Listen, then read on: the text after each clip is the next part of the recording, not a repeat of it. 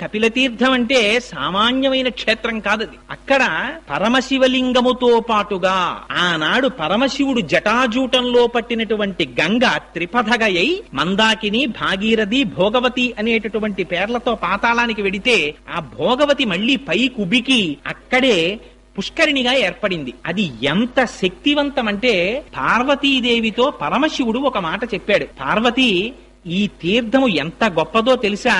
ఇది సాక్షాత్తుగా కార్తీక మాసంలో ఏ ఏ రోజులు పరమ పవిత్రమైనటువంటివని మనం భావిస్తామో, శనివారాలు, సోమవారాలు, నాగుల చవితి, పౌర్ణిమ, ఏకాదశి, ద్వాదశి మొదలైనటువంటి తిథులలో మధ్యాహ్నం 12 గంటల నుంచి 12 గంటల 10 నిమిషాల వరకు ప్రతి రోజు కూడా 3 లోకములలో ఉండేటటువంటి సమస్త పరమ పావనమైనటువంటి తీర్థములన్నీ వచ్చి అక్కడ చేరుతాయిట ఆ పుష్కరిణిలోకి. ఆ తీర్థములో స్నానం చేస్తే ఎంతటి వారికి కూడా శరీరమునకు పట్టినటువంటి